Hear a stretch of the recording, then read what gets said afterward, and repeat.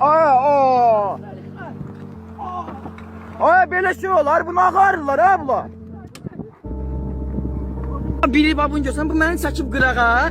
Bu da oturub maşının içindən 50 dənə oyun qalmır çıxardır, pul götürür. Necə telefonu yığışdır ha? Necə? O sen çəkirsən maşının arkasında vurursan, öldürürsən bir saatdir mənə. Bir saniye öldürür, ne bəyaqdan? İndi salıbsan aşağı səsi. Bir saatdir yumurta takına. Aç şəli vur. Niye? Telefona çəkmişəm. Vurduqlarına tər olacaq mən. Ayaz niye? Mən maşını cəlməşə adadım, bıraxıldım. Bıraxıldın. Bəs vurmadın da, Sənə hansı qanunla vurubsan?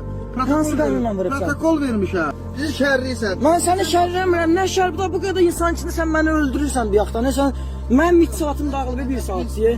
Prinsipin yoxdur, qəsqərəziyin yoxdur, niyə vurursan məni? Kamera çəkən yerdə vurmursan axı bu yaxdan, maşının arxasında vurursan sən mənə. Sən öz kameranı çək. Öz kameramı indi yandırmışam ki bir kameranı görüb vurmayasan.